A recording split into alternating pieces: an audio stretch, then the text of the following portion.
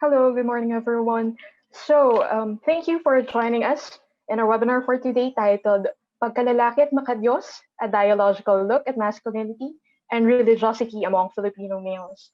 This webinar is the third activity that we have in line for the 65th anniversary celebration of the UP Asian Center with the theme Asian Center at 65, zealously cultivating ideas, ceaselessly inspiring minds across Asia.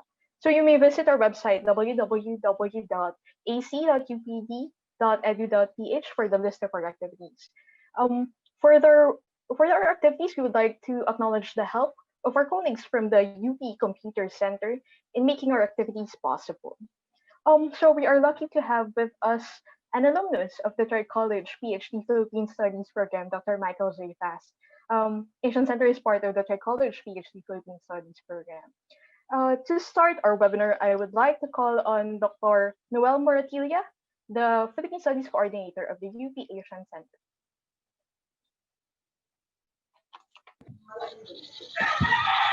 Magandang hapon po sa kanila lahat. Can you hear me? Magandang umaga, sorry. Yeah. Can you hear me? Yes, sir, we can hear you. Okay. So good morning. It's my pleasure to introduce the speaker that we're having this morning. Dr. Michael J. Fast has a newly minted PhD in Philippine Studies. He's one guy who was never my student actually, but in some of my early interactions with him, he actually got to pick my interest right away because here was a Caucasian guy who was so interested in the Philippines.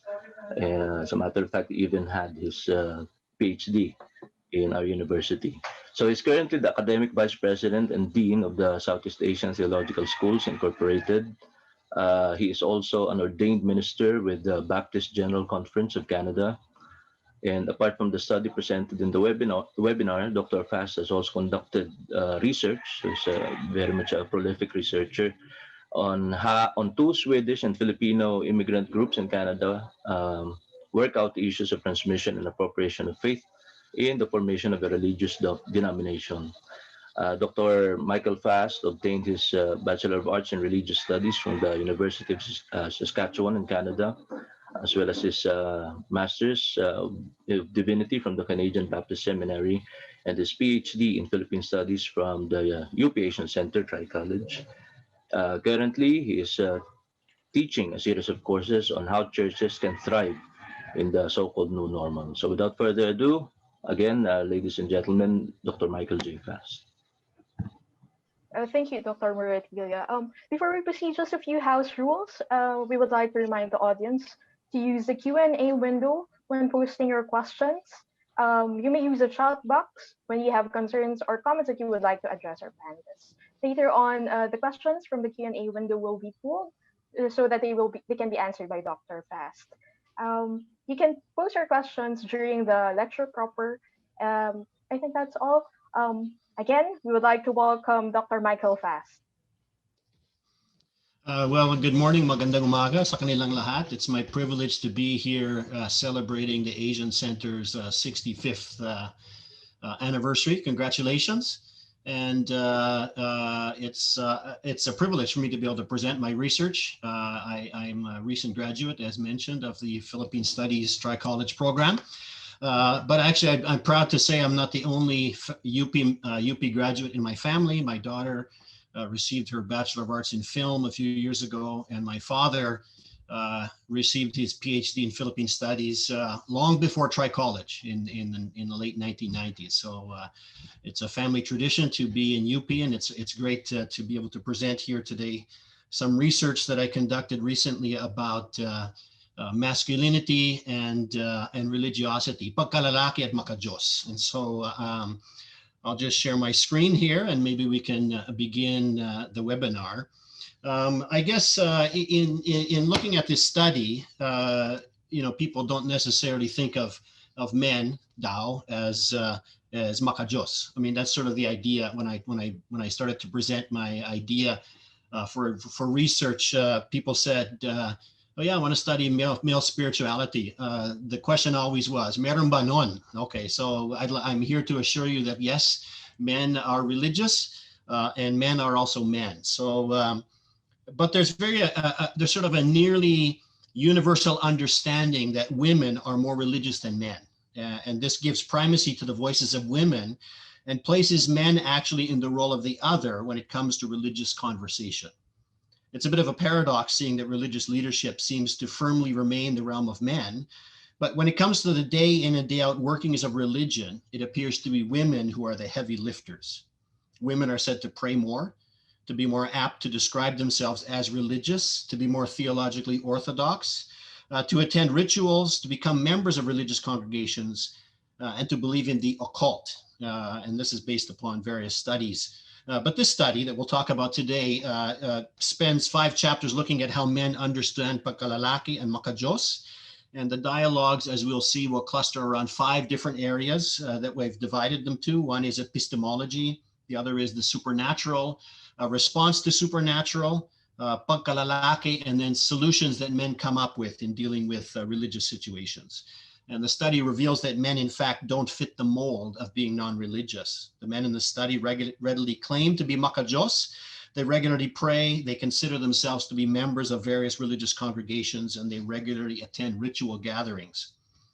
The study is also in part an ethnography of the particular, and so it emphasizes men's stories in their own words. To this end, extensive quotations from the men are included as the basis for the analysis. And you'll see these words come out through our analysis later on.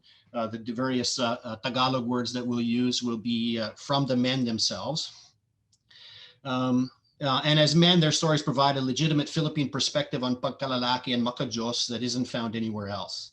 What is clear from the data is that men in Pinkian not only see Pagkalalaki and Maka-Diyos as important, they also have thought about it a lot.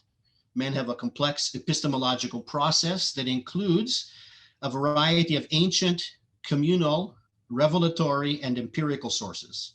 This process leads them to believe in the supernatural and know ways to respond to that supernatural power. It also leads them to understand what their Pagkalalaki means and how to express it. What is also clear is that concepts such as religion and religiosity may or may not play a role in these beliefs. It also leads men to find solutions to problems and challenges that they face in the world.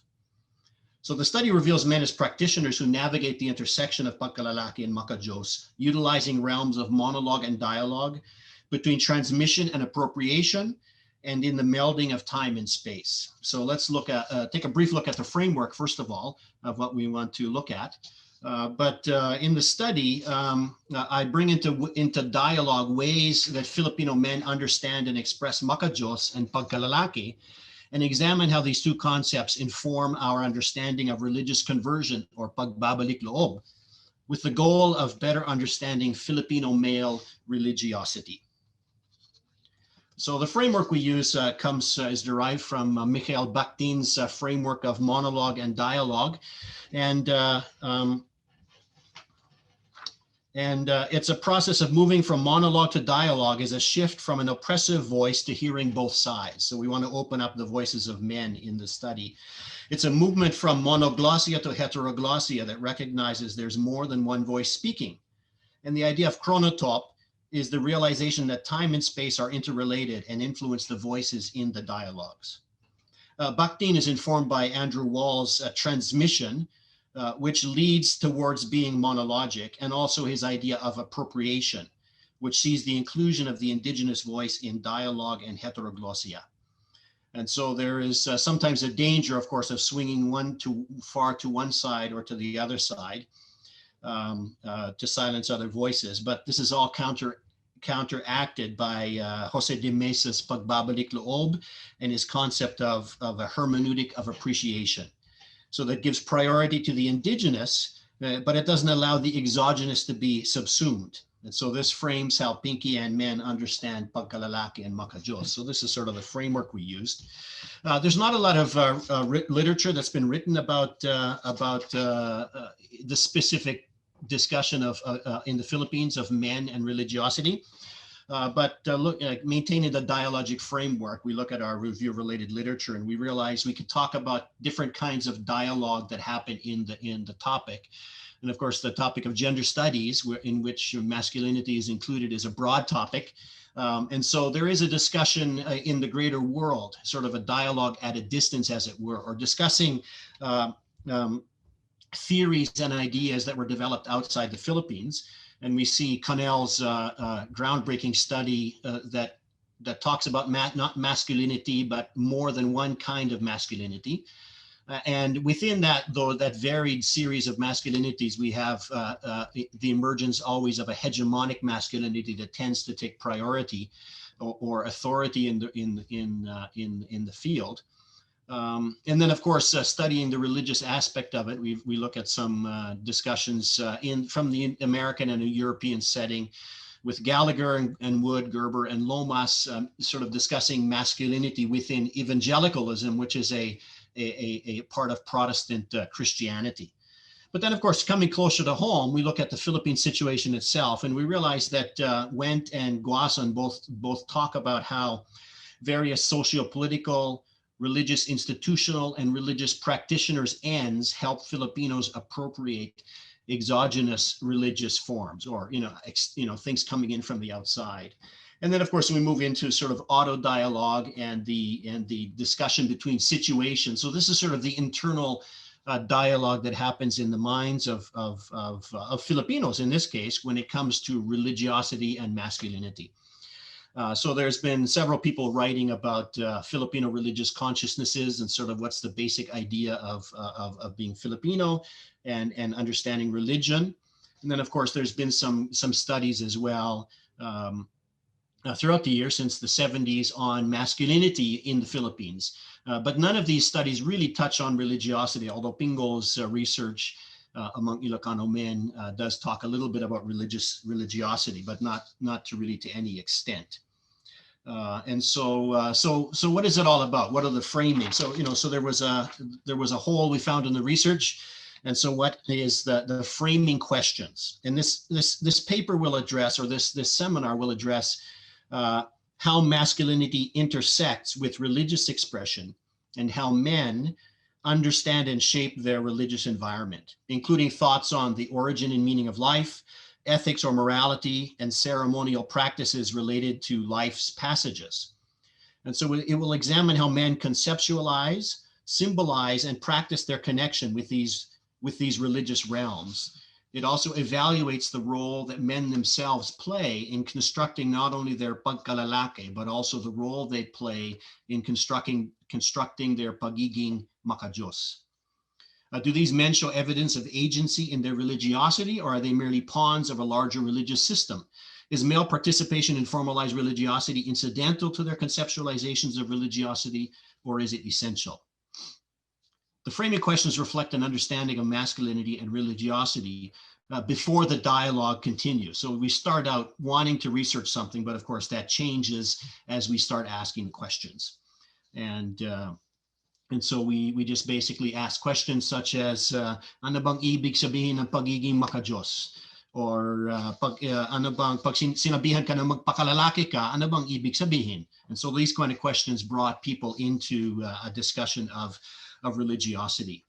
So central to my research is the question of how the dynamics between Pagkalalaki and Maka-Diyos work in the Philippines, how this is mediated by factors such as family status, gender, class, national advocacy, religious congregations, age, chronotope, and how this as a whole shapes the lives of Filipino men.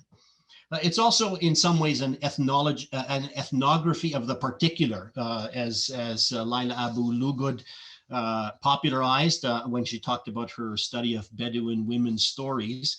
And so the stories are extensively quoted in the study, and the words that are used to frame the study come from the men and their words.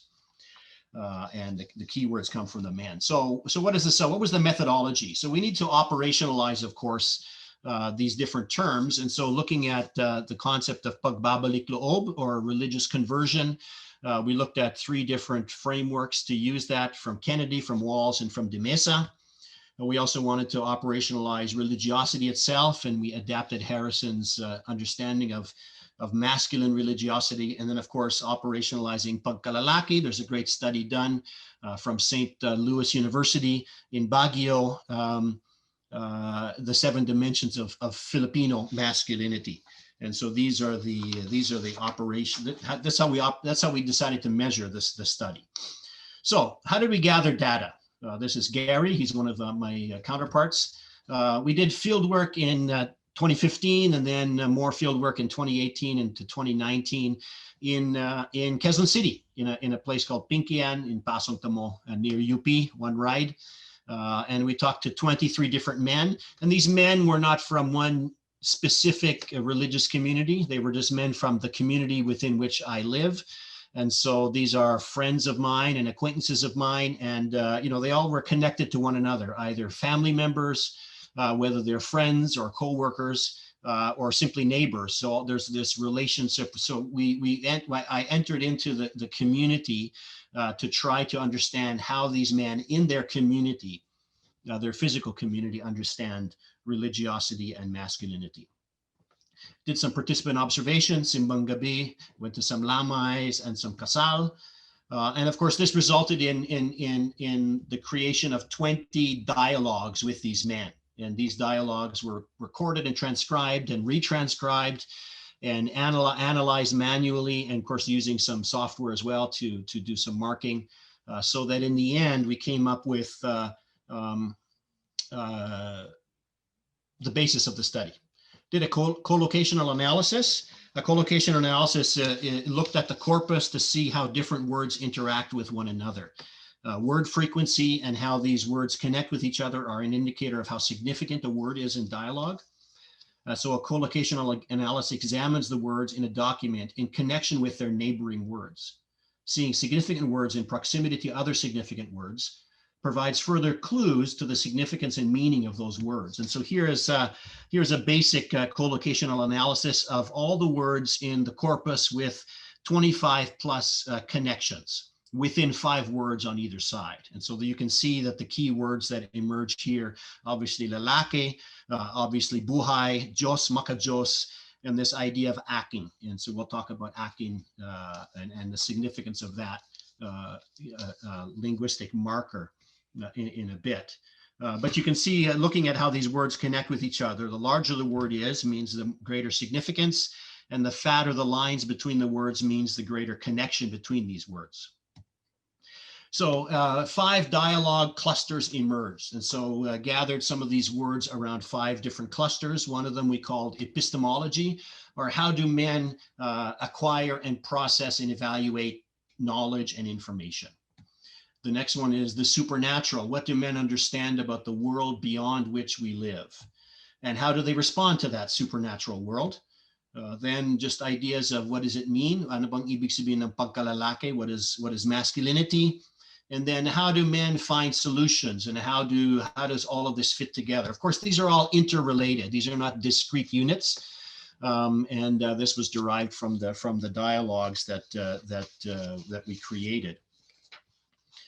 So let's look at the study itself. So the first dialogue cluster we talk about is we term epistemology.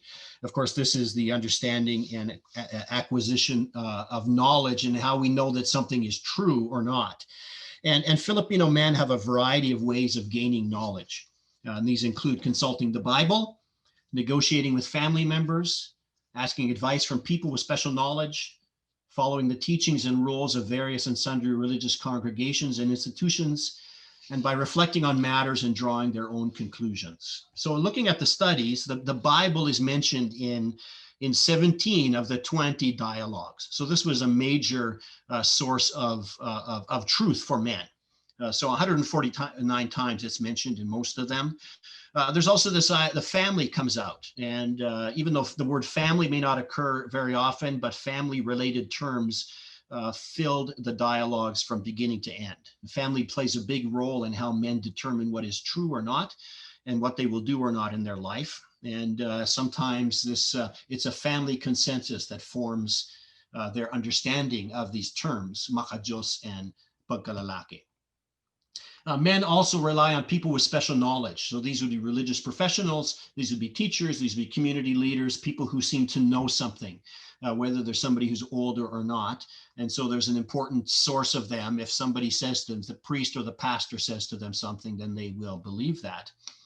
The teaching of a church or a religious institution is also key, and it's a key component to how men understand right and wrong behavior. And we had men ranging from deeply religious and attending religious activities daily to one man who said he was not religious, but still yet exhibited signs of religiosity.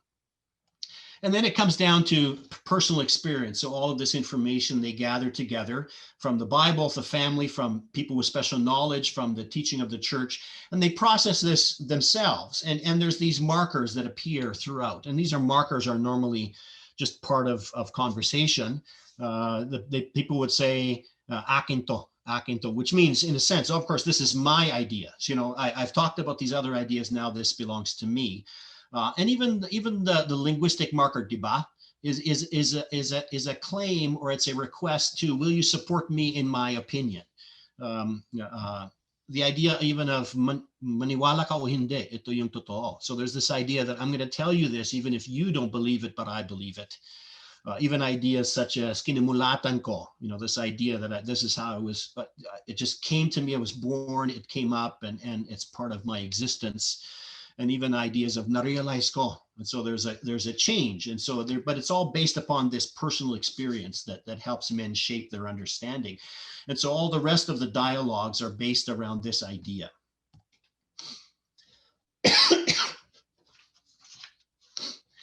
The next is we have a supernatural dialogue cluster. And so this is talking about things related to the supernatural. Men in Pinkian have a clear belief in the supernatural, as evidenced by their use of names and titles for a variety of deities, as evidenced by their belief in the unseen world and by their use of a variety of objects of power. This is a rosario of one of the men in the study, including santos and mga anting-anting. Their belief in the divine is rooted in the physical objects they can directly experience. So there was an understanding of various deities or powers that exist beyond excuse me, beyond themselves. So Diyos, as an understanding, and the various religious deities of Christianity, Islam, and other indigenous beliefs also came up in the discussions. There was also a discussion of yung mga taong hindi nakikita. And so there's this idea of this existence of a parallel world or a parallel universe that coincides with the physical universe. It touches all areas of life, and it may or may not have influence on the seen world. There's a clear set of practices that can restore relationships with those in the unseen world, but that not all the men in the study either believed in the unseen world or had experience with that. But this is not a group of beings that need to be worshipped, but beings that coexist with humans in human life. And then, of course, there's these objects of worship or objects of power. There's a male belief in the divine that is rooted in physical objects they can directly experience, including santo, rosario, anting-anting, the idea of an alay, an altar that exists in everybody's house, and even the flower sampaguita. All of these have significant religious meaning to the men. And impact their interaction with the supernatural. But beyond that, so how do men respond to the supernatural? So certainly it exists there, but men have also talked about their response to a supernatural. And this is sort of their awareness of and their connection to and their understanding of a variety of different, what I call congregations, maybe church groups, religious groups, or something. The congregation was the term I chose. And this may provide, but may not provide, depends on the person, a means to strengthen and reveal one's Maka-Diyos. And so they can be used for either noble or ignoble purposes. So I guess we looked at the term, we used the term Maka-Diyos as a linguistic model for understanding and explaining this response of men to the supernatural. So there's an idea of this universal sense of Maka-Diyos And then it moved into a more specific understanding such as religiosity, religion, faith, belief, truth, and principles, or Maka-Diyos, religioso, religion, pananampalataya, pananalig, paniniwala, katotohanan, and principio. And these were not equivalent terms. So men did not equate being religioso with being Maka-Diyos. So there are two separate realms of existence or understanding. And in a simple way, they define Maka-Diyos with three aspects: pagmamahal sa pamilya, respeto sa kapwa, and pagsunod at paglilingkod sa Diyos. So that's sort of this idea. Then that's so that the primary response that men have to the religious, to the supernatural, is by being Maka-Diyos. So they also mentioned a variety of congregations that they had interacted with over their lives. None of these people were purely a Roman Catholic. None of them were purely Protestant or anything. They had all had interactions with Roman Catholicism, Protestantism in its various forms, various new religious movements, such as Iglesia ni Cristo and Ang Dating Daan. Some of them had interactions with Muslims and others with Chinese, what they called Chinese religions. And so there's a complex system of congregations that allow men to express their Maka-Diyos and religiosity in concrete ways. There's also a series of rituals and rite actions that they do. Nagdadasal, nagsasamba. They do panata. They participate in procession, and they talked about this idea of sunod, or obedience to what God wants them to do. There's an idea of the various roles that exist, official roles that exist in interaction with and in response to the supernatural. Some people nagpapastor, some people nagpapari. Other people, well, not very many, magsanto papa, okay? Then there's, of course, the sacristan and the albulario. All of these people have sort of official roles in interacting with the supernatural. There's also proper actions towards humans, so this response to the supernatural impacts how we relate to one another to humans.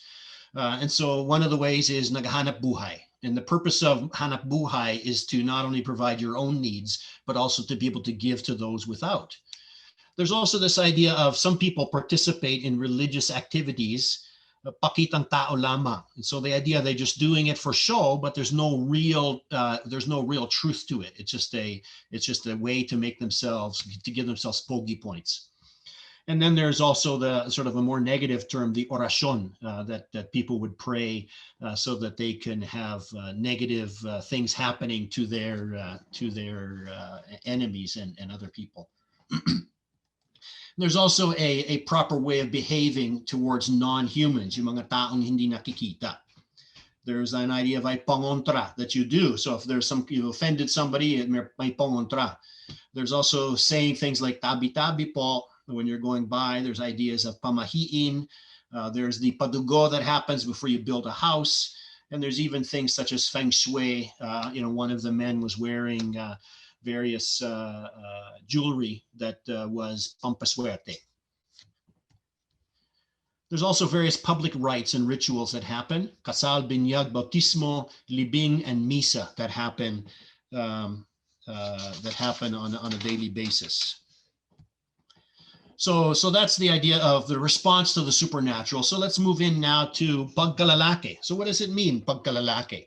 I was surprised because when I talked to men about being men, they said, we're not men first, we're people. Tao kami, tao ako. I said, bilang isang lalaki, ano bang dapat mong gawin? And their response was, hindi, bilang isang tao, itong dapat natin gawin. So there was an idea that they wanted to be communal before they were individual, in the sense of being people with limitations and problems. Tao lang ako, kaya ganito ako. We know these kind of phrases that happen.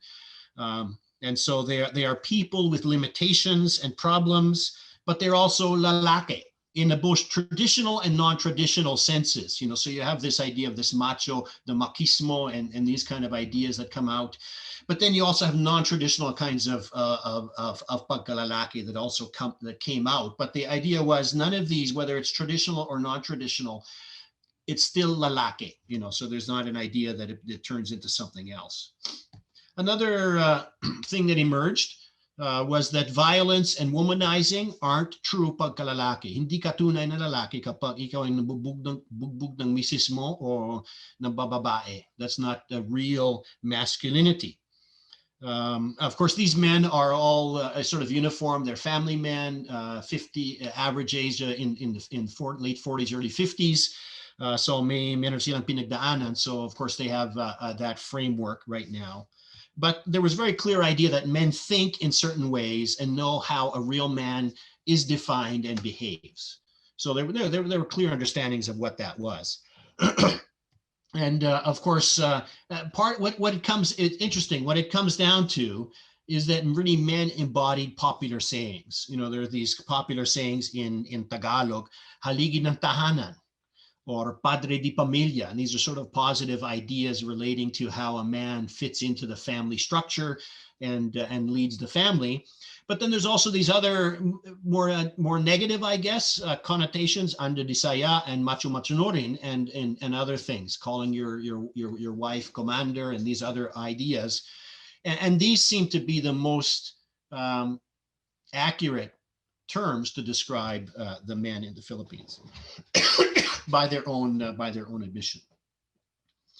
Men also undergo rites of passage, things like tuli and stuff like that. But these rites of passage are not essential to their pagkalalaki. Sabi ng isa, sabi niya, kung hindi ka nagpatuli, lalaki ka pa rin. So there's that idea. It doesn't make you into a man or not. There's also the observation of changes in gender discourse, national gender discourse. They talked about this word pantay-pantay na yung lalaki babae. You know, there's inequality. You know, men and women can do the same jobs and do the same kind of things. And then there was this word that more than one man used, kailangan magpasakop ka sa asawa mo. And so, of course, this struck me as very unusual. So I tried to understand what it meant, but it sort of talks about this give and take relationship in the family, about how the man may be the one who's in charge, so to speak, but needs to also understand and for the good of the family, interact and listen sometimes to his wife. So men are also identified as both may tukso and as Maka-Diyos.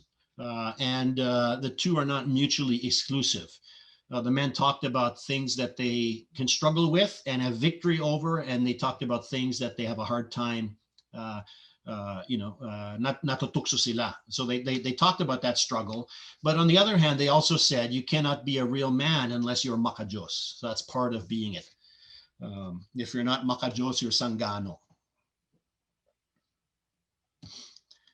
Men also have an impact on their family. The lessons they teach to their children will follow into the future. But also men will also listen to their children and negotiate for how the family, especially as children get older, how the family will proceed. So they give a voice as well to their children, according to the study. So this is sort of some basic understanding and idea of pagkalalaki. I wish we had time to talk about some of the stories that they told, some of the quotations we have. Kaya lang medyo, unfortunately, we don't have enough time for that. But let's move now into sort of the last dialogue cluster, solutions. Solutions to I guess, men are actively involved in constructing their own understandings of pagbabalik-loob, of pagkalalaki, and of Maka-Diyos. And so we've talked about these ideas that appeared at the beginning in our framework, the idea of chronotope, pagbabalik-loob, and the idea of religious transmission and appropriation. And so several types of chronotope appear in the dialogues, and they fit three basic categories, including time, space, and events. And so we talked about some examples. So for instance, chronotope, there's this idea of the right time. The passage of time means a passage of identity as men. So the men say, dati kasi ganyan ako, ngayon ganito. So they're an idea of what they came from and where they're going to. and a change in life as life progresses that brings a change to them. There's also an idea of a change in location or change in space. The idea of Manila and probinsya came up. So particularly when talking about belief in the mga taong hindi nakikita, or about the unseen world, it seems that there was some of those beliefs are more prevalent in the province, but when they came to Manila, they didn't believe them anymore. But when they went back to the province, they believed them again. So there's this idea of space as influencing belief and understanding. There's also the idea of bundok as a spiritual wilderness. And I know commonly in Philippine studies, we talk about bundok as a way to get closer to God. But in one of the studies, there was an idea the man went to the mountains to do work, and he felt he was isolated and away from God. But even while he was on the bundok, he was able to worship God in the way he wanted to, and God protected him. The concept of Quiapo Church as a dambana, so not simply a church, but dambana, and a specific place where we connect with God. And of course, the idea of a santo as a bridge between between man and the divine through this idea of santo. And even things like events that happen, the significance of names. One of the men, his name is Genesis, because he was born when his family had made a new religious decision of what religion to follow. So he was a new beginning. So there was significance to his name. And even the idea of the concept of Linggo or Sunday morning, or which also got translated into Biyernes sa Quiapo in shaping Maka-Diyos, and about how we need to connect at certain times with God and in certain ways. We even looked at the idea of pagbabalik-loob and religious transmission and appropriation. And, there's this, so simply the picture is manok, right? I mean, we all know panabong na manok, Texas or whatever it is. And there was this appeared in the study. And so this is an idea of how Jose de Mesa's idea of cultural appreciation comes out. So one of the men had a long story about how, because he was a sabungero, he always had a may dala-dala siyang manok. Okay, and so he said, if I bring this manok when I go to heaven, who am I going to see at the gate? St. Peter. It's simply, may manok din daw siya. Okay? Pag titilao yung manok ni San Pedro, siguradong papasok ako. And so there's this idea of the sabong culture, at sabongero culture that comes in, and being connected with Peter, who is somehow connected with roosters in the Bible, and also being connected with being at the gates of heaven. But it also goes deeper into the concept of sari manok, and how there's this bird that is at the core of Philippine cultural identity. So it's idea of using these cultural connections to transform the message of religiosity. There's also a story of Ed, who is undergoing conversion. He's a devotee of the Black Nazarene, but he also is wearing Chinese feng shui jewelry while he is also undergoing conversion and doctrina at the Iglesia ni Cristo. So he's in this heteroglossia of three different religious worlds and how he interacts with those. And then there's Amer, who by his own admission has no religion, but still has a statue of Mama Mary in his house, because Mama Mary is a very unique, or not uniquely, but a very, very strong Filipino way to express devotion to God. So somehow he's able to find these things. And you get this idea that men are actively involved in constructing their own understandings of pagbabalik-loob, Pagkalalaki, and Maka-Diyos. So let's have some conclusions, and hopefully we'll wrap up soon.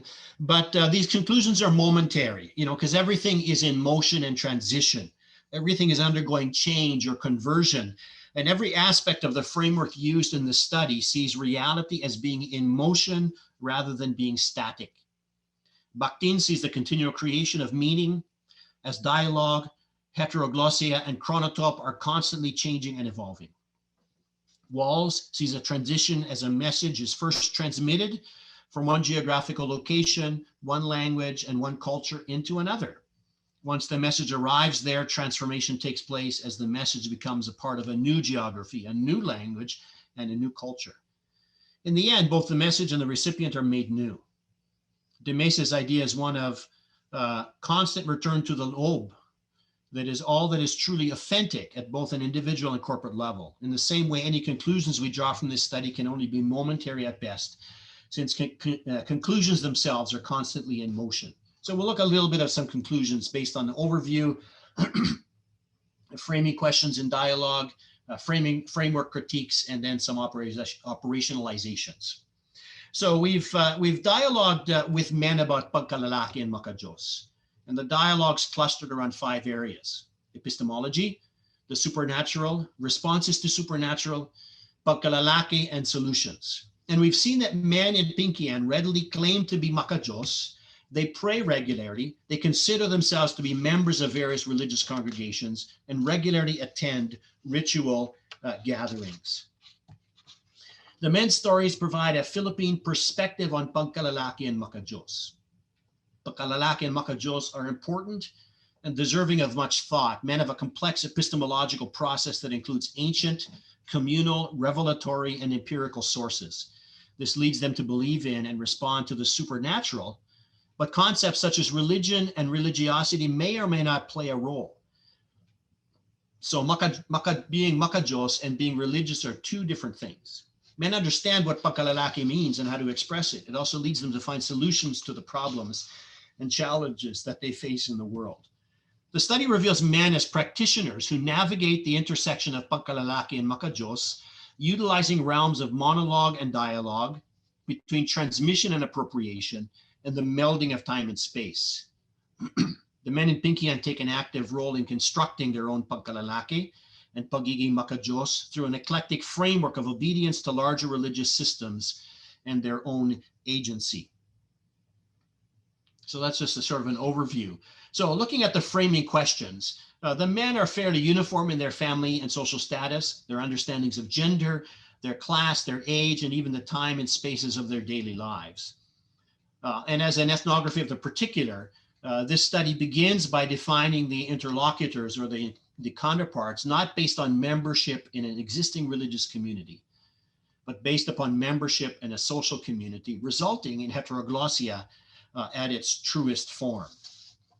And the dialogue was simple. It started from simple questions such as, ano bang kinalaman ng pagiging Maka-Diyos mo sa pagkalalaki mo? Or kapag sinabihan ka na magpakalalaki ka, ano kaya ang ibig nitong sabihin? And of course, the dialogue naturally flowed from that point. And particularly, of course, if men like to talk, the flow is unpredictable and at times surprising, but results in a lot of good information for analysis. Of the 23 men in the study, 22 of them identified as Christians, and their Christianity is an essential part of their identity. You know, they said, I am a Christian because I'm Filipino, and I'm Filipino because I'm a Christian. But their participation in Christianity is incidental to their conceptualizations of religiosity and Maka-Diyos. Even the most rigid agree that members of other faiths can be Maka-Diyos. So this concept of Maka-Diyos is bigger than simply religion, but seems to be more relationship and other connections. They agree it's possible for someone to have perfect Pagkalalaki and perfect Maka-Diyos, but only priests, pastors, or the Pope can achieve that. So that's why they need guides. So that's where it came out in the framing question. So looking at operationalization, the men don't fit the categories of religiosity outlined in Harrison and Kennedy because they're not religious professionals practicing discrete forms of religiosity. So at the beginning, I talked about the operationalization of religiosity and pagbabalik-loob, and the men they don't have discrete areas of life. I am a Roman Catholic. No, they're Roman Catholic who have experience with Islam and have experience with Protestantism and Iglesia ni Cristo. So medyo halo-halo ang kanilang karanasan. So it's hard for them to fit into these categories distinctly as Harrison and Kennedy talk about. And later on I discovered there is a concept called lived religion by Ammerman. And it's a better fit in Pinkian, where men express not only their awareness of a variety of congregations, but also have experience in more than one of them, where more than one form of authority takes precedence, or where their religiosity is a dialogue. So we talked about our framework and at the beginning, and instead of looking at this square pinky and men, we refined it down to 5 different dialogue clusters that we use: supernatural, pagkalalaki, solutions, epistemology, and the response to the supernatural. So how does this fit? How does this fit? Well, for instance, the idea of santo, okay, so which was very common. For de Mesa says you need to find the insider's point of view. So para kay de Mesa, or for de Mesa's perspective, there's only one Philippine culture, okay? But there are multiple insiders' points of view when it comes to santo, okay? So, and let's look at this. So for Gary, Maka-Diyos means wala kang santo. But for Cesar, he says, I'm not religious, but I have a santo. June says, I'm Maka-Diyos because I have a santo. Noy, he doesn't need a santo to connect with God, but he understands that some people do. And for Eddie, the word Panginoon means Panginoon, which means sometimes the Nazareno and sometimes Panginoon Diyos na nasa langit. So it's hard to have a discussion about ano bang ibig sabihin ng Panginoon, because sometimes it's the Santo and sometimes it's God. So all of these things in a critique of de Mesa's perspective, it seems that there's more than one insider's point of view, but all of these are Filipino insiders' points of view. Then there's the story of Edgar's conversion. So his message is mediated through a hanap buhay motif. So his devotion to the Black Nazarene is because the Black Nazarene granted his request. His devotion to Iglesia ni Cristo is because Iglesia ni Cristo will give him a job if he becomes a member. And his devotion to the Feng Shui Chinese jewelry is because pampaswerte. So there's this idea of hanap buhay as being his organizing motif, which does fit with concepts, Filipino concepts of pangangayaw and the concept of OFWs about hanap buhay as being a key aspect of life. But he does give up his own voice when it comes to doctrine, but expresses his own ideas through actions. So he doesn't want to question anything kasi baka tiwalag siya. So then he doesn't ask any questions, but he still goes to Quiapo on January 9, and he still wears the feng shui around his neck. And so it's truly heteroglossical. Several voices help him in creating meaning. It's also chronotopical because wala siyang trabaho. So of course he's thinking about hanap buhay. So he's unhappy with his current salary. So the question is, do Edgar's actions show a return to loob or to a return to a truly authentic self? Or is it something beyond that? So the question, I guess, is, can I give up my rights to dialogue? You know, if Bakhtin is into having dialogue rather than monologue because monologue is oppressive and dialogue is freeing, can I give up my rights? What constitutes the loob that is at the core of Filipino identity? And of course, that's a discussion for an entire dissertation. And as far as Bakhtin's idea goes, there's no limit to the horizons of epistemology in Bakhtin. But it was interesting to see that the conversations revolved around a few key clusters. The importance to the wants, needs, and inputs of wives and families, that was always a part of it. And also the idea that Christianity was central for all of these men in spite of their varied religious experience. So even though the Bakhtinian idea of heteroglossia is there's no limit, in fact, there were some limits that the men somehow placed upon themselves in their own belief and in their own understanding. I think that, so let's look here. Dialogue and heteroglossia are mediated through pagbabalik-loob. The boundaries of Bakhtin's theory are marked by de Mesa's authenticity. So perhaps cultures as a whole exert influence on the boundaries of dialogue that make it difficult for conversation to move beyond those points. I think at this point that is all I have to say. And hopefully I didn't take up too much time. So I guess I can turn this over to whoever's in charge. Hello. Thank you very much, Dr. Fast, for that enlightening conversation. This topic, I think, speaks to us since we Filipinos deeply relate to these religious practices which are embedded into our culture. So before we proceed to the open forum, part of our webinar, we would like to acknowledge the attendance of former UP Diliman Chancellor Michael Tan. And we also have with us Ateneo Professor Mary Rosales. Also, we have with us in our audience participants from all over the Philippines. We have participants from the Southern Luzon University, from Zamboanga City and Iloilo City, and of course, we have participants from Manila. Okay, so we have a few questions in the Q&A window. We would like to remind the audience once again to post your questions in the Q&A window and use the chat box for comments or other concerns. So we have a few questions related to the data gathering or methodology section of your presentation. Perhaps you can shed light on how you selected the participants in the study. As you mentioned, this was sourced from a community with the different religious affiliations. So, are there other criteria that can help us understand on how these participants gel together in your study? Yeah, well, that's always the question, right? How do you choose who you're going to study? On a basic level, I chose people that I have a close relationship with. And that was based upon the ideas that come out in Psychology Filipino, ideas of the closer relationship you have with people, the deeper and the richer the data that emerges. Because they're able to move beyond simply telling you what they think you want to hear. And so that was able to help me. So it's these are people that I knew. They were also people that, I was able to, I guess, capitalize on my sort of being a religious authority figure in the community. So people knew that I would talk to them and they would talk to me about that. And they were also people who had relationships with one another. So these were men who are in a community and they know each other. And it happens to be the community I also live in, although I'm currently far, far away, but hoping to return. So that was basically it. The connections were based around that. Okay. Thank you very much, Dr. Fast.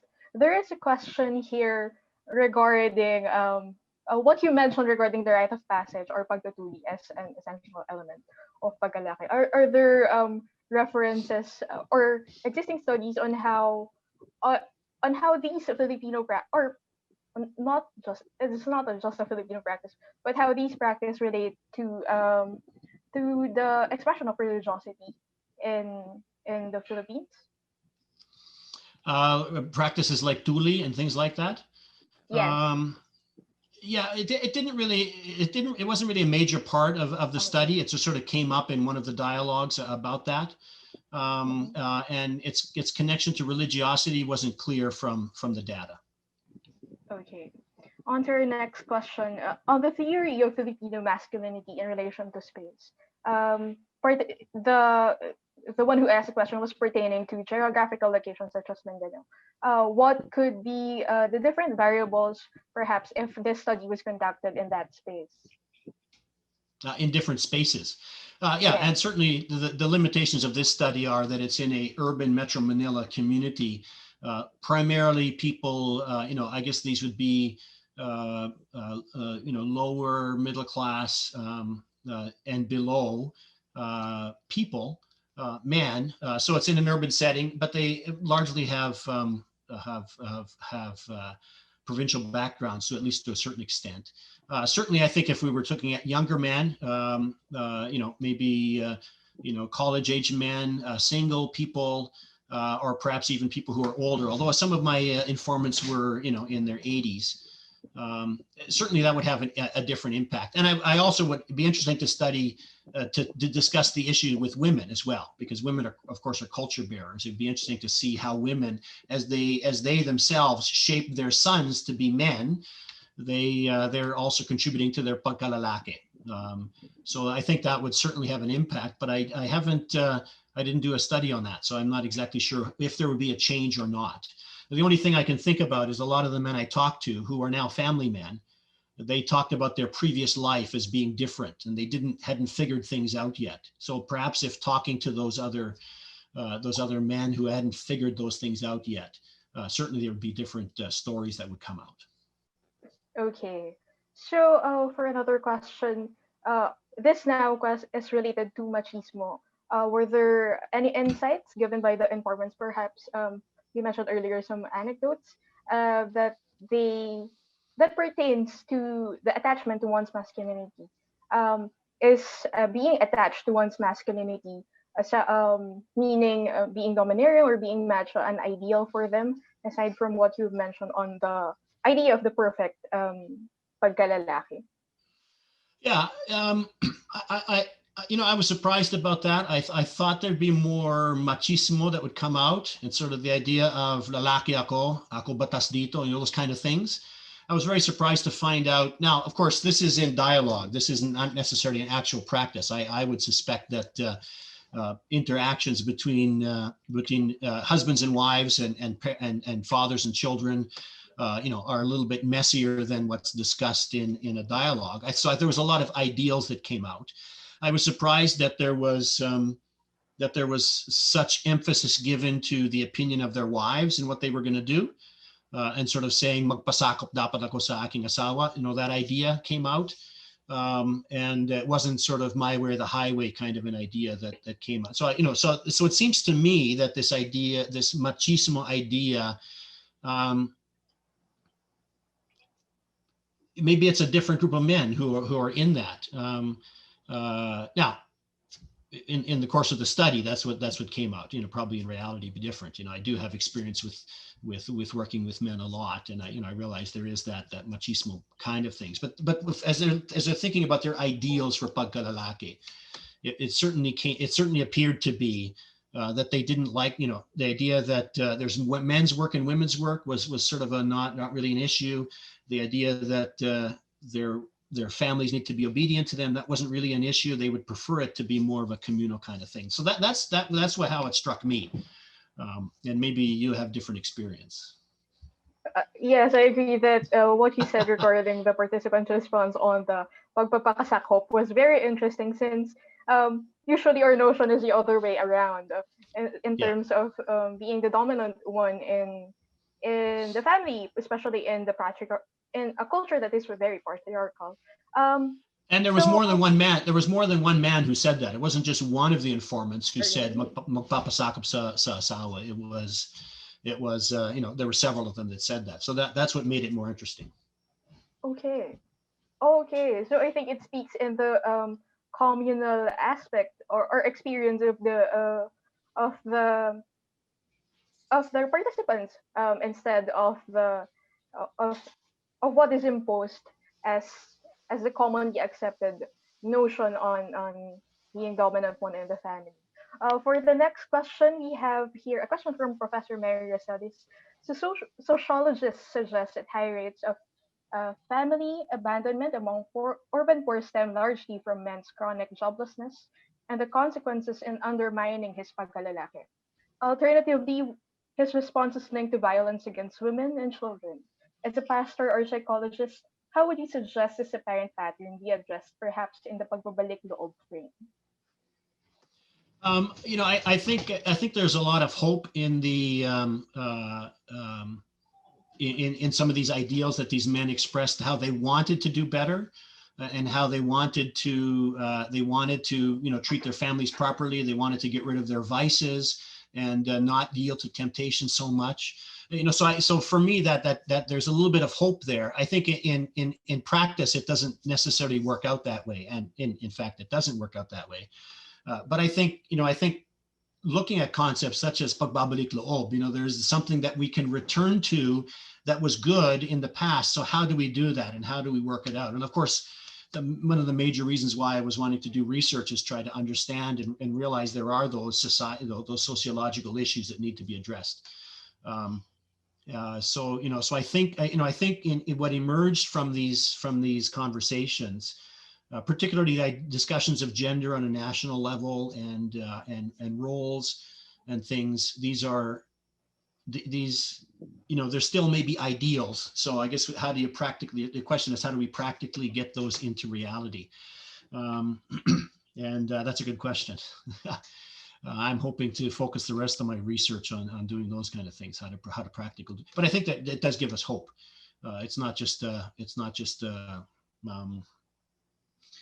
a hopeless situation of what we have no choice, but we're going to have abandonment and violence and those kind of things. I think there is some hope now. And I'm not saying that these men are angels, because I know them personally, and so I know that there are some of those issues that happen as well. It didn't come out in the study, but there's one particularly poignant sort of testimony almost of one guy about his journeys through violence because of his family situation, and how his father died and his brother died, and so he just became an angry man who wanted to wreak violence around the world, or around the country, around his community. Got kicked out of his community, came to Manila, and over the years, as he has developed a family and as he has developed his pagiging Maka-Diyos, he's realized that he doesn't need to be that way anymore. So I think there is some hope that comes out of stories like that. So those were inspiring. Okay, thank you for that. For our next question, you mentioned earlier something about time and space when you discussed chronotope. There is a question here.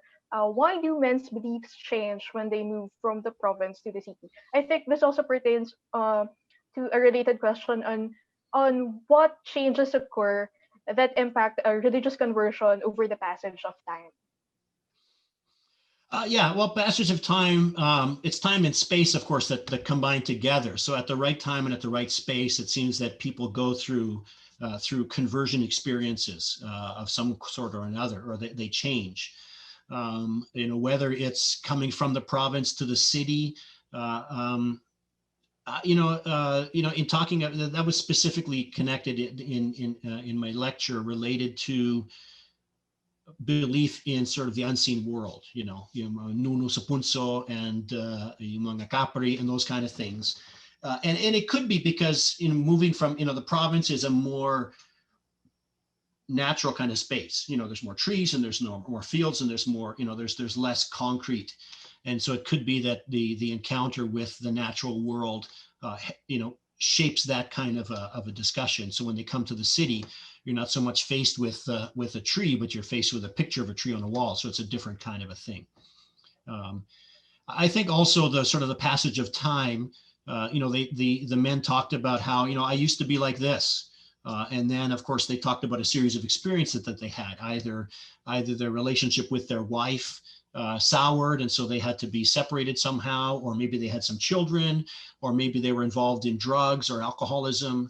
And then now they, over the passage of time, they've gotten out of those kinds of activities and moved into caring for their family and trying to think beyond, their own personal needs. So, I think it's a very complex, there's a very complex answer to that. But yeah, hopefully that answers a little bit of it. Would you say that this understanding of religiosity, when they cross over to the city, or is somehow transformed, not necessarily forgotten? Would it be right to say it like that? Yeah, well, for instance, one of the guys, he was the oldest guy in the study, I think. He was in his 80s. He talked about how, he grew up in Quezon City. His father told him, never forget, wag mong kalimutan ang Panginoon na nasa Quiapo. And so he always, he would always spend his time going to Quiapo, not as, but that would be his focus of devotion, even until today, although for health reasons, he can't go. So this is the guy who then went down to Mindanao to do some work in Nasa Bundok. So Nasa Bundok na siya. So, he's up there in the mountains and he can't go to Quiapo, but yet he encounters various scary situations, let's say, in the mountains, where his life was in danger, but yet he was able to use his wits, but also, he used his wits to overcome these obstacles, but he credited those wits to his father's statement, don't forget the Lord in Quiapo. And so there's this idea that he still had this connection there, even though he was in a different place. So that's an example of somebody who went away to an abandoned, scary place far from God, but yet God was still with him. So in some ways, his pagiging Maka-Diyos, or his connection to God, he brought it with him there. What's interesting about discussing when we discussed Capri and Nono Sapunso and those others mga manananggal and other unseen realm, this wasn't so much a religious thing that came out. These weren't people. They weren't demons or something that you needed to avoid, or they weren't angels you needed to worship or different gods. They were just other creatures that existed together with us. We just can't see them, and sometimes we interact with one another. So it didn't seem to be an issue of Maka-Diyos or not Maka-Diyos, although how we treat our kapwa, which might include yung mga taong hindi nakakita, that reflects whether we are Maka-Diyos or not. And in one case, the answer to those sort of confrontations with yung mga taong hindi nakakita, you pray, so they said, return to who you are, your belief, your prayers, your structure, your religion, and continue doing that, pray, but also relate properly to these creatures that exist in areas outside of the city. From our discussion earlier, much of what has been mentioned regarding the understanding of religion and religiosity among men pertains to the communal experience or the personal experience in the family, may it be upbringing or family relationships.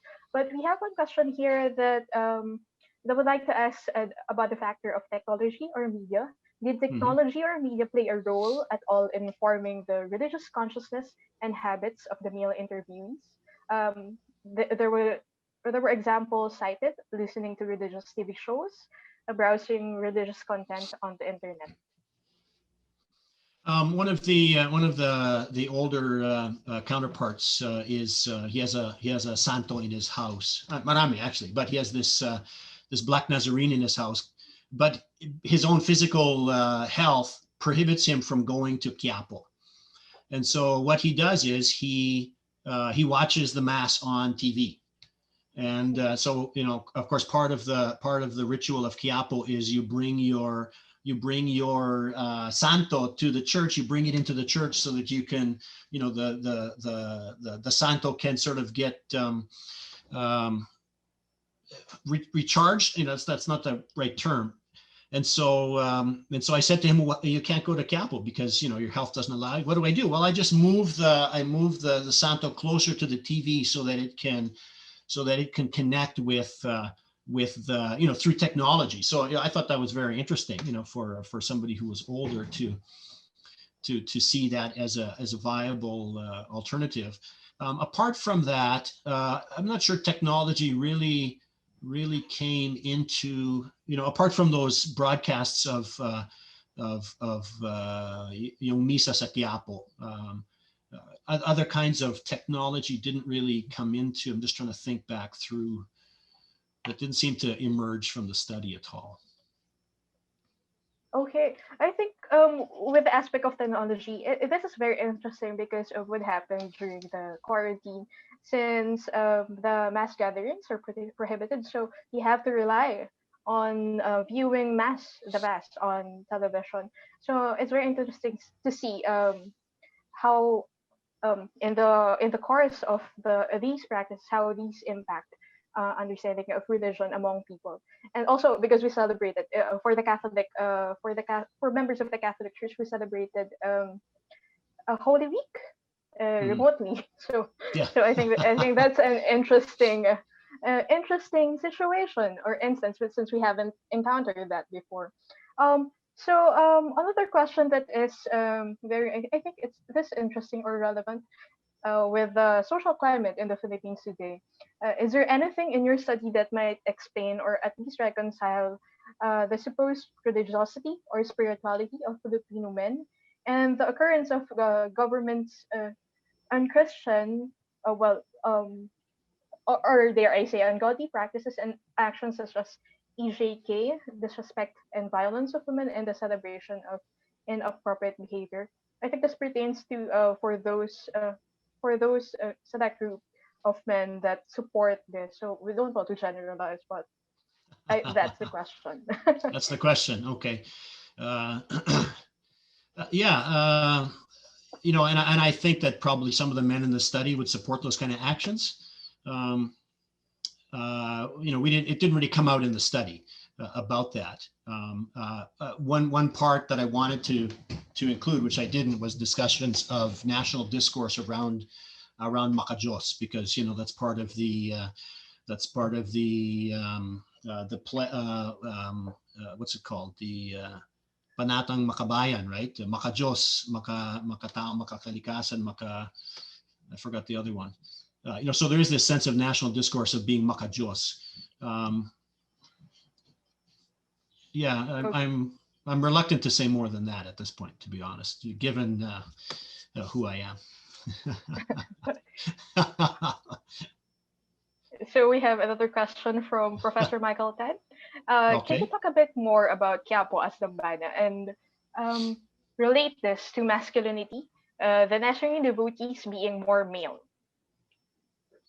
Yeah, I was surprised. I mean, the number one sort of church that people talked about was Quiapo among the men.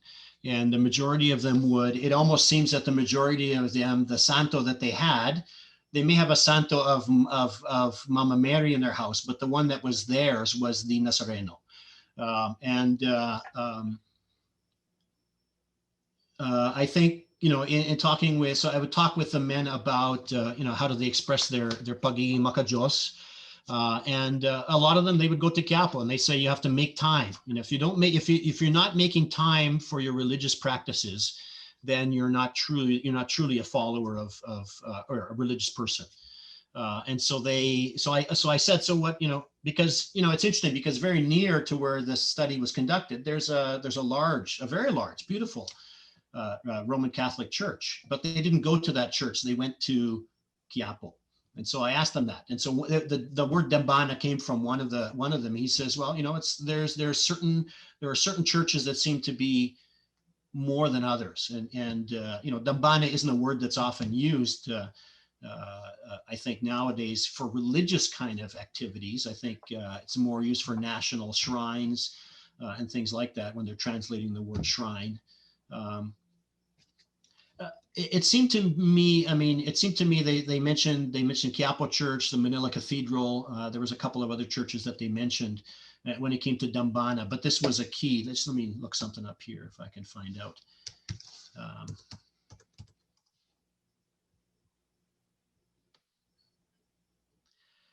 We didn't discuss particularly why the Black Nazarene was a key part of them, but that seemed to come out.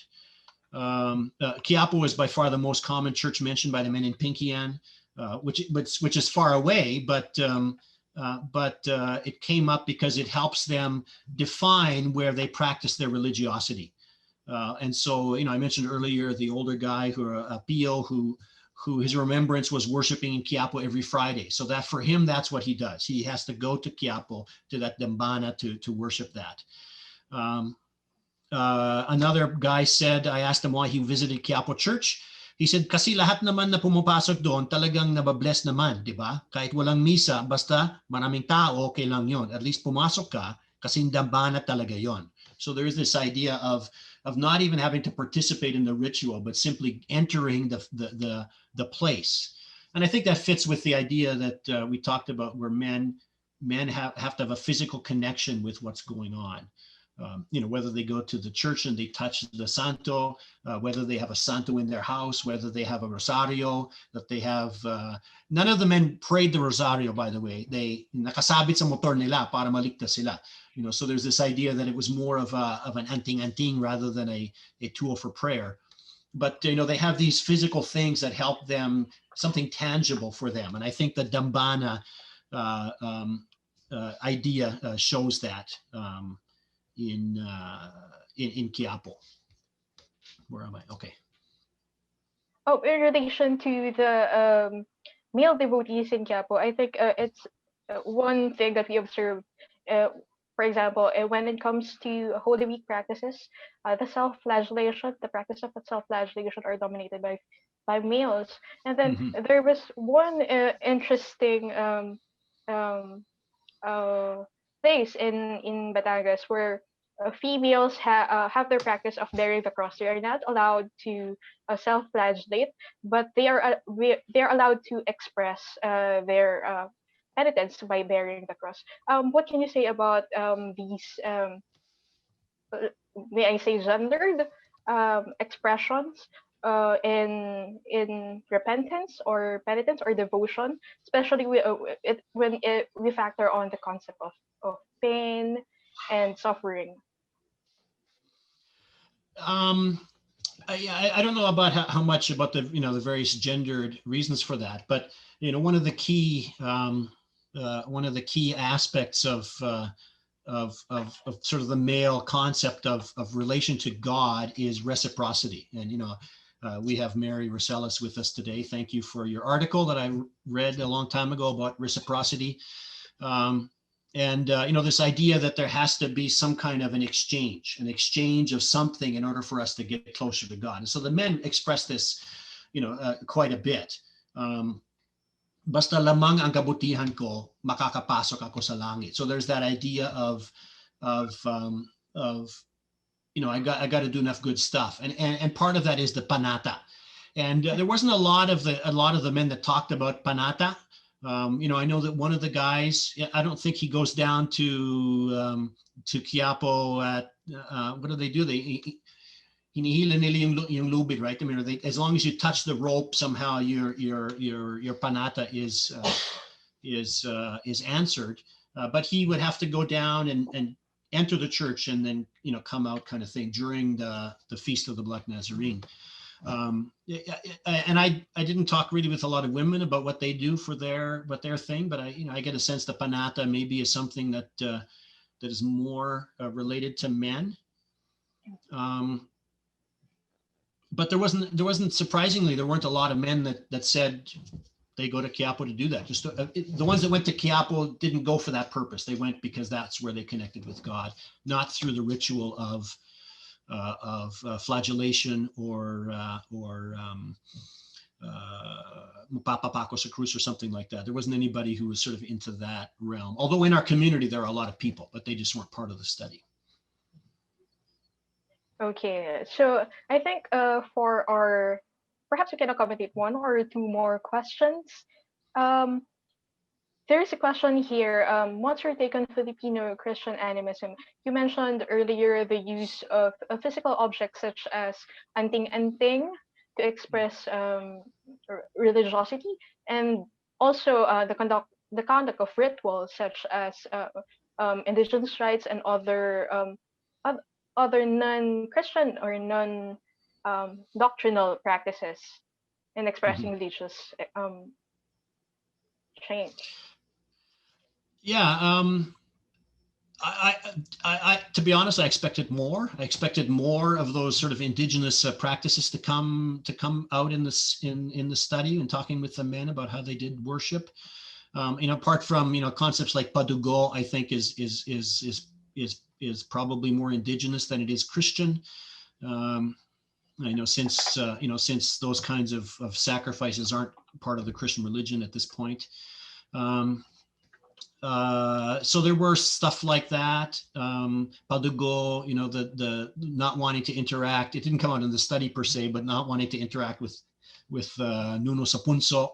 So there's this punso, and then people, even if they have an anting-anting, they don't even want to go near it because there's this power struggle that happens. Just trying to think about.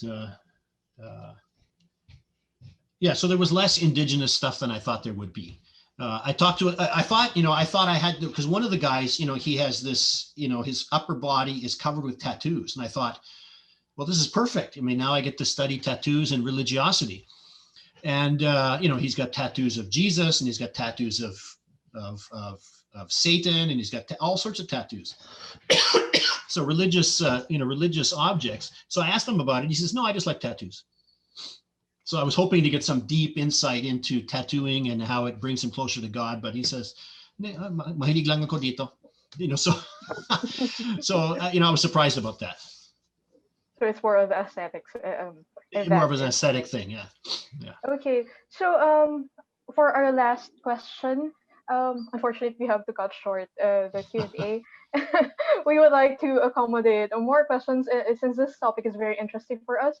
But for our last question, this is a controversial one since we know the social climate in the Philippines right now is is well turbulent with regards to our views on the national leadership. Um, so here is the question.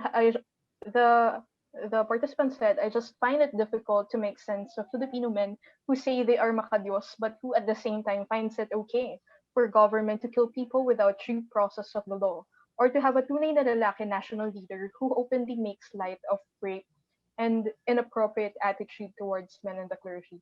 How can this reconcile this view of being religious and at the same time supporting this kinds of actions and views?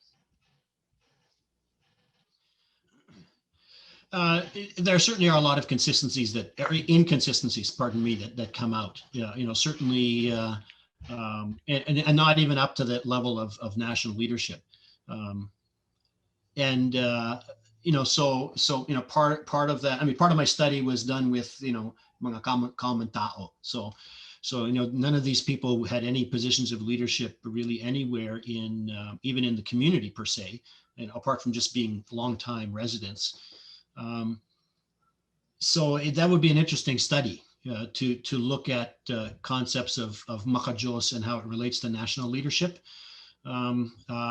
Certainly you can see a trend. I did a bit of research looking into how Philippine presidents from the beginning used religious terminology and language in their speeches. And certainly we know that is still happening even today with the current president. And there are inconsistencies, which I guess I'm interpreting them to be the ideal versus the real. And so how do we approach, and I guess maybe this comes relates to the question from Dr. Rosales kanina, where, what about sociologically we have these inconsistencies, and that's another one of those. I'm rather reluctant to comment directly on political things. That's not part of my something that I'm really able to do. But certainly, I think it does say that there's some kind of a clue there. That there is some kind, that even if the concept of Maka-Diyos is even a small amount there, that's something that's a seed that can grow into something that's good. But there needs to be a process to bring that out. So I guess that's what I would say. I would say that this idea of a national discourse on pagiging Maka-Diyos, this idea of people who are upset about certain political realities, those are all signs of hope. And I think that by pursuing the discussion about masculinity and religiosity, we can help people to overcome some of those issues that are facing today, because it's a discussion that happens at a very visceral level, sort of at this deepest level of identity. If I am a Filipino, I am Maka-Diyos. So then the next question is, okay, so if you're Maka-Diyos, then how does that impact your being a Filipino? And I think that's where this discourse sort of needs to go next. And of course, beyond that, into defining, okay, so this is Maka-Diyos, but these actions are different than the definition that you have. So how do we reconcile our actions with the reality or the ideal of being Maka-Diyos? So I think it does provide hope, but I think there needs to be a discourse that pushes that agenda of, okay, well then how do we enact cultural change based upon the concept of being Maka-Diyos?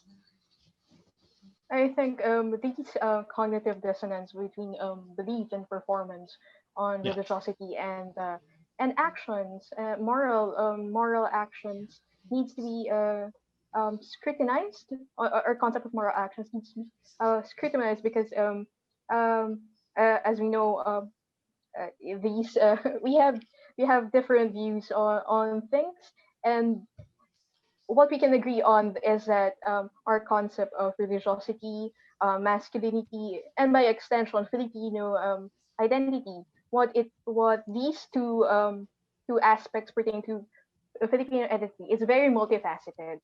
Yes. So unfortunately, we have to cut short this open forum. Thank you very much once again, Dr. Fast, for providing us with an enlightening discussion. So to close our event, I would like to call on Dr. Michelle Palumbari, the Assistant Dean for Research and Publications of the UP Asian Center. Yes, thank you very much, Jane. It has been a great webinar for all of us again here, organized by the Asian Center. And thank you very much, Dr. Fast, for your very interesting lecture. We truly appreciate the knowledge that you have shared with us today. Our knowledge on masculinity in relation to religiosity among Filipino males has been enriched and to some extent has opened our minds to more questions. For sure, your research has inspired many of us here to pursue further research on this very interesting topic. Maraming salamat po. And to all of us, amidst this COVID-19 pandemic and the devastating impact of typhoons Rolly and Ulysses, I really trust that everything is going well with us all today. And we look forward to having you all again in our future events here or webinars at the Asian Center. And with that, ingat po tayong lahat. Salamat po. Thank you, Dr. Palumbari. Again, thank you very much, Dr. Fast, for sharing with us your study. We would also like to thank our audience, and we would like to invite you to our next activities for the continuation of the celebration of Asian Center's 65th anniversary. You may visit our website, www.ac.upd.edu.ph, or you may also use this bit.ly link, bit.ly/A, @65 to sign up to our events. Next week, our event will be on November 25, 5 p.m. We'll be launching the Dr. Peter Boomgaard Southeast Asia collection. And on December 2 at 2 p.m., we'll have another webinar with Dr. Ken Sheen of the Seoul National University to tackle recent developments on inter-Asian relations, inter-Korea relations. Again, that ends our webinar for today. Thank you everyone for attending.